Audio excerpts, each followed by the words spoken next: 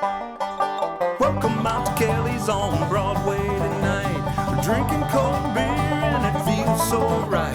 I'll meet you out on Broadway underneath Shamrock Light. We're gonna have a good time on the patio tonight. There's a party down at Kelly's on Broadway tonight. We're drinking cold beer on a champagne night. We're feeling all alone and you got no place to go. So come down here and drink a beer on Kelly's patio.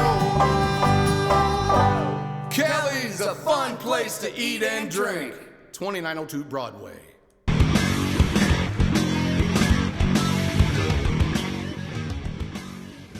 Hey everybody, welcome to the Daily Muddy. I'm Ashley Conrad. Joining me now, my pal D.O.B. What's up, Don O'Brien with the BBB? Thank you. Nothing. Yeah, false. I don't believe you when you say nothing. There's always something going on when you are around. So disaster relief is what we're talking about today. It's unfortunate that we have to sound the alarm when people are in dire need, like they are recently in North Carolina and now with this latest hurricane moving through Florida. Yeah. And, we all want to help.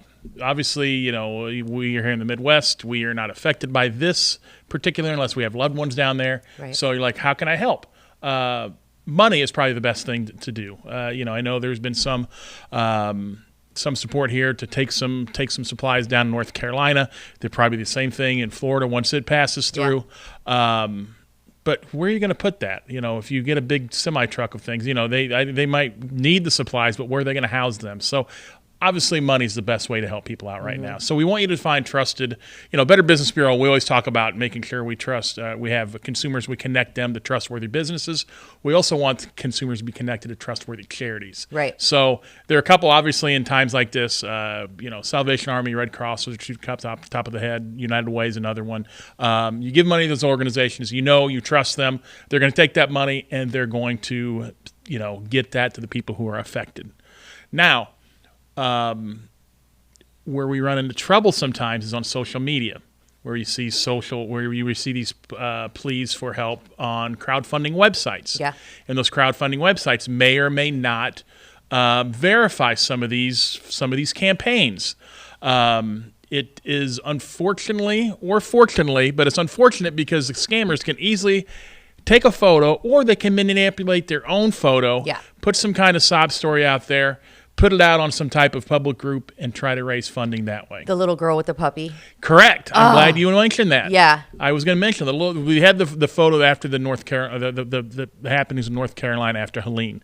There's a photo supposedly of a little girl with her puppy, and in like a John boat or something. Yes, correct. I ran that through an AI indicator. It was 99% chance that it was AI generated. For sure. Artificial intelligence. All you can do is say, hey, make me a photo of a little girl with a dog in a boat. And it can come up like that. And you can say, oh, well, that's my niece and that's her new puppy and our family's been affected and can you help them? And, of course, they're going to see that photo of this beautiful little girl and this little darling little puppy. Oh, yeah, I'll give you $50 for you to help you because you've lost everything in the storm. Yeah. When it's all false and made up. Yeah, smoke and mirrors. And it's hard to ignore because it tugs at your heartstrings, which is, of course, the best way that scammers kind of weasel their way in. They know that the best way is to tug on heartstrings and to get you to act fast and to get you to act with your emotions rather than logic. So when you're talking crowdfunding, you're talking primarily GoFundMe. Are there other ones? There are other ones that you can use. And, those sites, I don't want to say it's impossible. It's very difficult for them to verify or give some kind of verification mark to all those campaigns that are going on.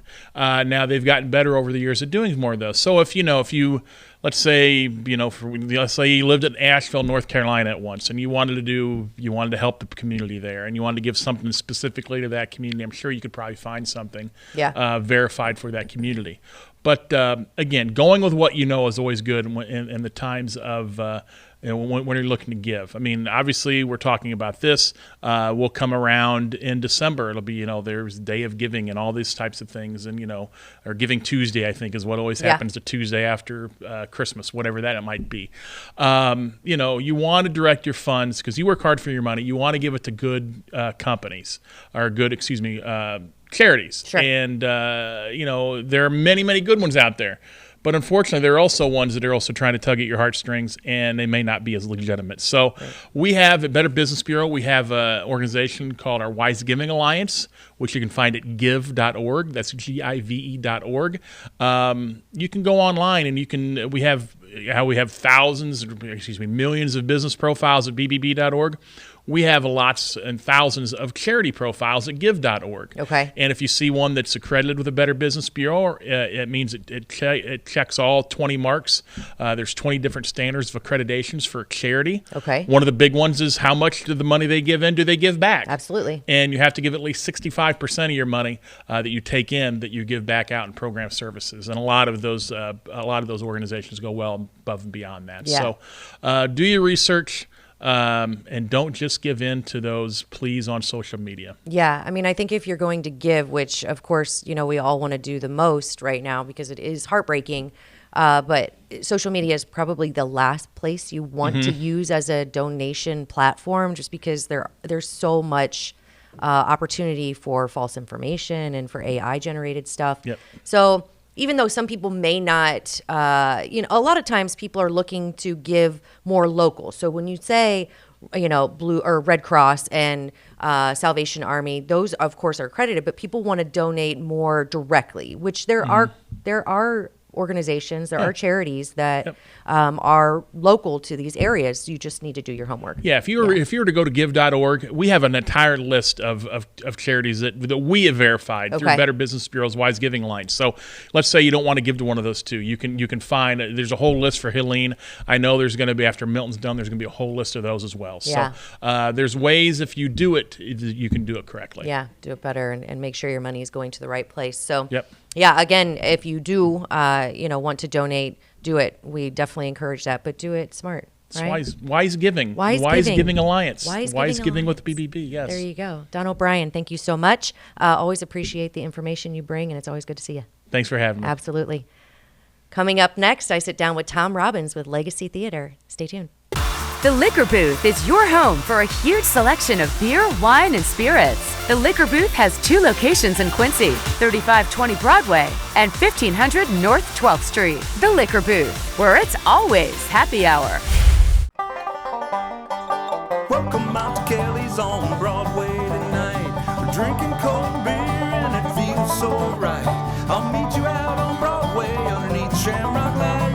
We're gonna have a good time on the patio tonight. There's a party down at Kelly's on Broadway tonight. We're drinking cold beer on a champagne night. We're feeling all alone and you got no place to go. So come down here and drink a beer on Kelly's patio. Kelly's a fun place to eat and drink. 2902 Broadway. Welcome to the Abbey, a Quincy tradition.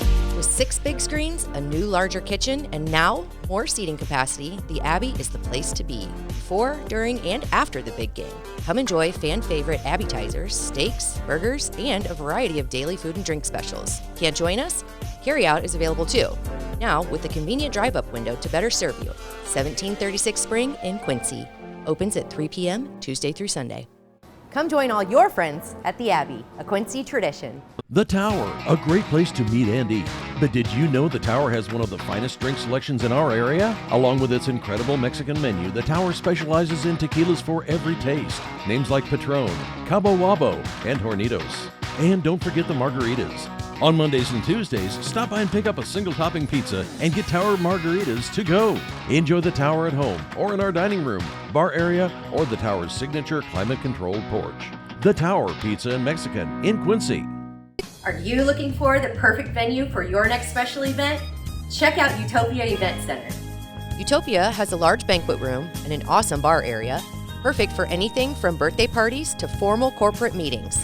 It also offers a photo booth, stage for a DJ or a live band, and a fully stocked bar, all for only $300. Check us out at utopiaeventcenter.com or call Barn at 217-430-6559 for more information.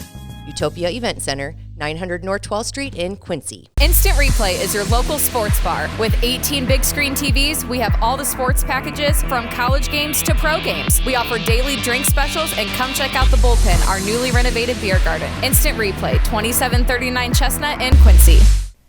And welcome back. Joining me now, Tom Robbins with the Legacy Theater, here to talk about the fine arts, specifically live entertainment, correct? That's it. Yes. Exactly. So Legacy Theater, before we got started here, I was telling you that I was doing some reading on the history, but I want to hear it from your mouth, because I have no doubt that it's going to be more interesting. As the executive director, can you give me a little bit of insight into the history of the Legacy Theater in Carthage? Absolutely. It is a very interesting history because the building has gone through a number of iterations throughout the years. It all started with Carthage College, because Carthage College originally was located in Carthage, Illinois.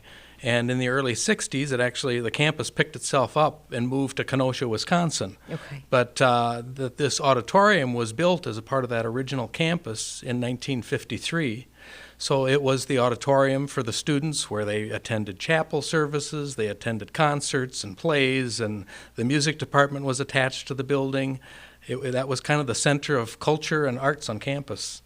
And when Carthage picked up and left town, for a few years, the campus sort of went dormant until another college came in called Robert Morris College, which was a junior college, and spent about 20 years occupying the campus and utilizing this building, this theater, for a number of different purposes. And then later on, the building was vacated again, and eventually Carl Sandburg College took ownership of the building and actually did a major renovation of the building. They called it the Charger Center at that time, but they put about $3.5 million into the building, renovated it, which, as you can imagine, after being built in the early 50s, we're getting up into the 2005 to 2010 period. The building was in bad need of some help and some renovation, so they brought it all up to speed and into the 21st century, and actually added on to the building so that we had some nice dressing rooms and restrooms and a hallway that led to the back parking lot, and some very nice additions, updated sound and lighting and that sort of thing. Right. But in 2016 then, Carl Sandburg College said, I'm not sure that we want to be running a theater in Carthage anymore, because their main campus is in Galesburg. Yeah. Although they still do have a footprint in Carthage and they run a satellite campus, but do we want a theater, and do we need to be running a theater? And they ended up giving it to the city of Carthage. And the city also looked at itself and said, do we want to be in the business of operating a theater? Right. And so a new nonprofit foundation was born that operated it and programmed it and ran it. The city still owned the building and helped out with a lot of things, but this new nonprofit really became the lifeblood of the organization and bringing the facility to life. And then flash forward to last summer of 2023, summer of 2023, the foundation had built up the capacity and the infrastructure to take the building on itself. Okay.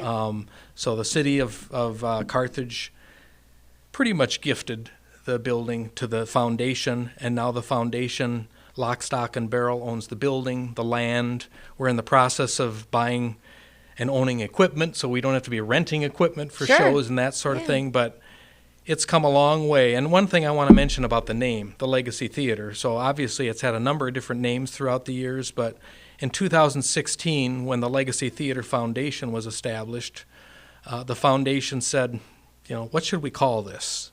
We've been through so many iterations. Part of the name is honoring the past.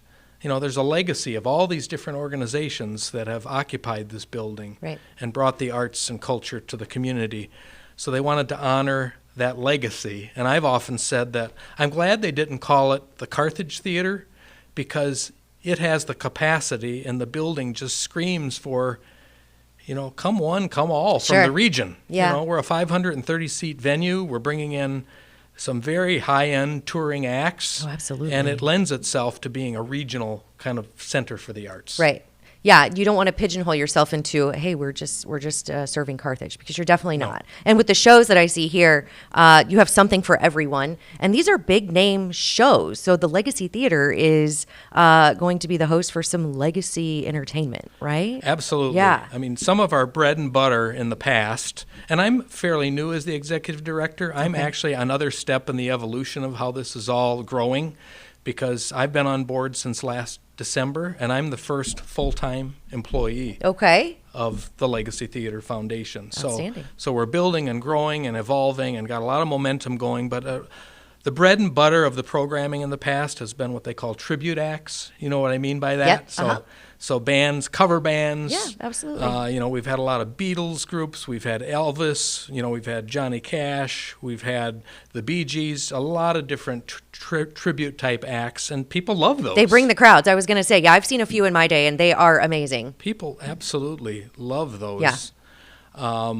We had, for example, a Tim McGraw act, Yeah. last spring, and people just love that. We've got another one coming up that honors, actually, it'll be a second time back, a Garth Brooks tribute. Oh, wow, yeah. It's funny, sometimes we'll have phone calls saying, is Garth Brooks really coming to Yeah. the Legacy Theater? Yeah.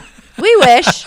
Not yet, maybe, right? We do wish, and Yeah. I appreciate people, in their honesty making those kind of calls. But some of these tribute acts, especially when you get to groups where the original act is no longer performing. Right, yeah. They rival the real deal. They do. Yeah. They do. And even some of the band members of the original groups will vouch for Right. these groups, saying, if you want to hear something as close to this group, Right. come and listen to this particular tribute band. So that continues to be kind of our bread and butter. But like you said, we're starting to get more into doing more original kinds of acts. Right. Such as, this coming February, we have Pam Tillis coming in. Yeah. On February 28th, and she'll be with a trio, but, she's the real deal. Yeah, absolutely. Mel Tillis's daughter, Pam Tillis, had hits. Maybe it was Memphis, Shake the Sugar Love that Tree. song. Yeah. Mi I would Vida sing. Loca. I would sing for each time, but Yeah. I'm gonna hold off. But No. yeah, that's a great show. So we're so excited about her, and actually we haven't even announced it yet, but I'll give people a preview anyway because it's going to be real soon. But in January we're bringing in a country group, and you can imagine country sells really well Absolutely. in the area, and it's just a genre that people relate to. But we've got a group coming in called Little Texas. Yep, heard of it. That will be here in January. You'll remember Outstanding. their biggest hit is probably God Bless Texas. Yes. Another hit was Kick a Little. But their Grammy Award winning group have had, a number of top 20, top 10 hits. But that'll be January 24th, and we'll be announcing that real soon. Well, I'm announcing it right here. Yeah, I right. guess. We got the the Muddy Rivers we got the skinny. Heck yeah, that's awesome. You've got that. And then next June, we're really putting ourselves on the map because we're bringing in Kelsey Grammer. You know Kelsey? Oh yes, Frasier. If you're a Frasier fan, you Yes. know that name. But some people in the area may or may not know that there actually is a link locally to the Frasier show. Mm-hmm. You know that? John Mahoney. Yeah. So he was QU, and yeah. Yeah. Also did his master's at Western. Okay. And two of his sisters raised their families in this area. Wow. In the Carthage. As a matter of fact, across the street, kind of kitty corner from the Legacy Theater, some people might not know this, but there's a brand new coffee shop called Mahoney's. Uh-huh. That's the Mahoney family. That's Wow. John Mahoney's family. I didn't and know his that. sisters. And so obviously the family's involved with this, but it would have been John Mahoney's 85th birthday on June 20th of 2025. He's deceased. Right. God rest his soul. But it's going to be his 85th birthday, and we wanted to do something to honor him. And so working with the family, we're able to bring we're calling it an evening with Kelsey Grammer, but remembering the life and legacy of John Mahoney. Yeah. And it should be a great evening of reminiscing for Kelsey. We may bring some members of the Mahoney family up on stage as well, just talking about his impact on the world theatrically, on stage, on screen. I mean, you loved him in Frasier, right? Right, yeah. Martin Crane? Yes. What an iconic, Yeah, absolutely. iconic character. Total character all the way around. So we're Yeah. very, very fortunate and feel like we're really putting, the Legacy Theater on the map with some of these Absolutely. names that we're bringing in. Yeah, it's big stuff. And then, 2025, if you're looking at the performance, and we can run through some of them, but you have something for kids, the Wizard of Oz, you have Alice in Wonderland, a lot of live music entertainment, like you said. It runs the gamut. It does. Right? Yeah, one of the things we're focusing on, and this is something relatively new, is we're putting a kind of full gear emphasis on family and educational programming. For example, one of the things we started this year was a field trip series for the schools. So we just had our first one called Kids for President, but we had 800 kids from Holy the area, smokes. the tri-state area, come to the show. So we're trying to pick shows that connect with the curriculum in the schools to make a field trip experience worthwhile.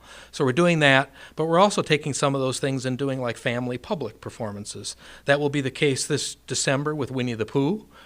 December 8th, we've got a production of Winnie the Pooh. We've got Alice in Wonderland, like you mentioned, next March.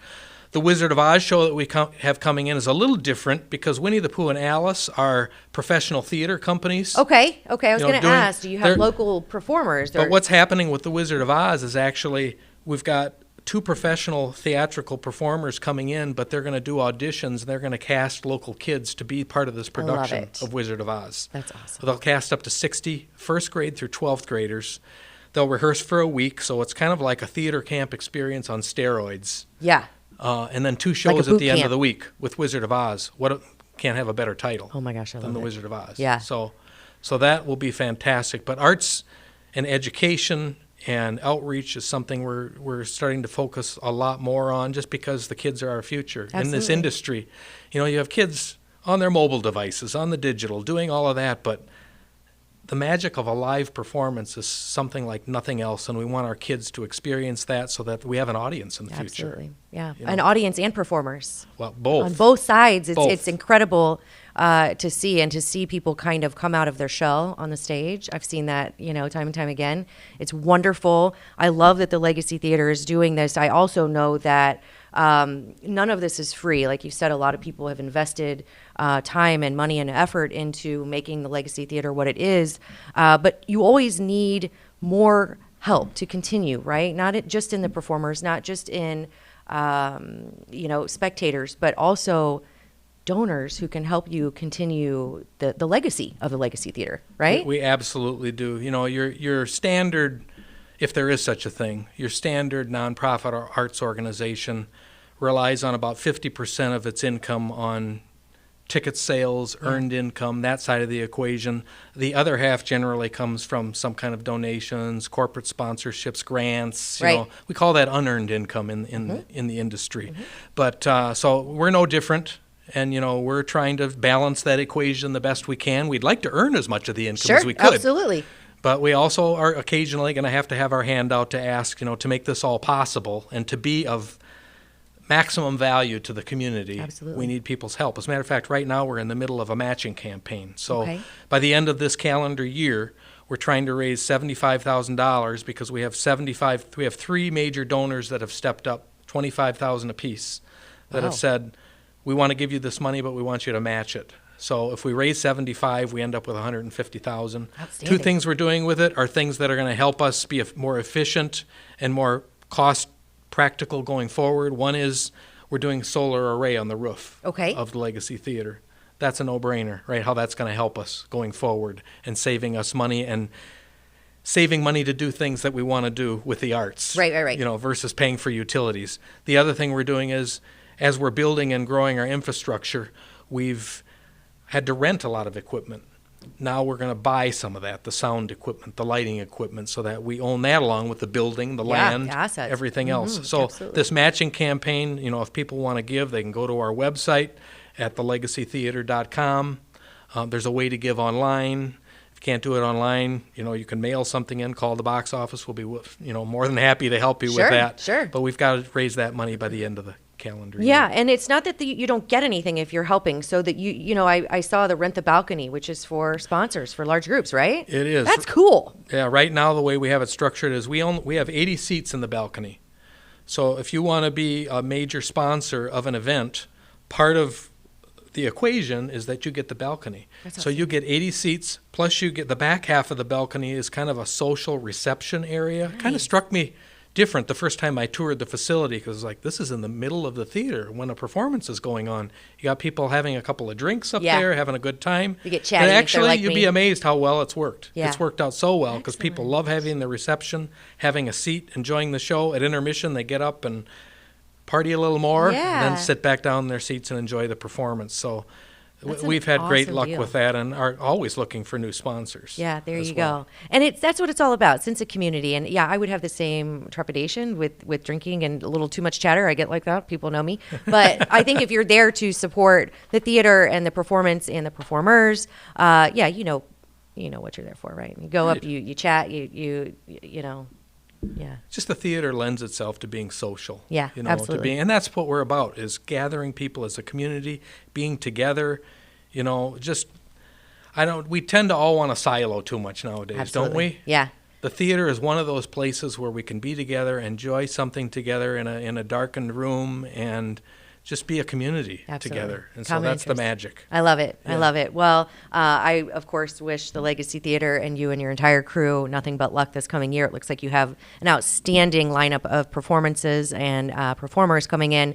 Now, if people were to want more information on shows coming up or how they can help or where to even find the Legacy Theater, where would they go? Yeah, they would definitely go to the website. I mentioned it earlier, but I'll say it again. It's thelegacytheater.com. You'll find information on all of the upcoming shows. I should mention that just in mid-November, we're going to announce the second half of 2025. Perfect. So it's our 10th anniversary year. It's a special year. Wow. So people should just go to the website. We haven't mentioned a ton of the shows that are going to be going on here today, and I know we don't have time for that. Sure, but sure. we've got a Broadway show coming in, 3 veteran Broadway performers, and they're doing a history of Broadway. We've got next fall, we've got the Highwaymen coming in, another tribute show. We've got a group called the Dallas Brass, which is top of the line brass group that will work with high school musicians.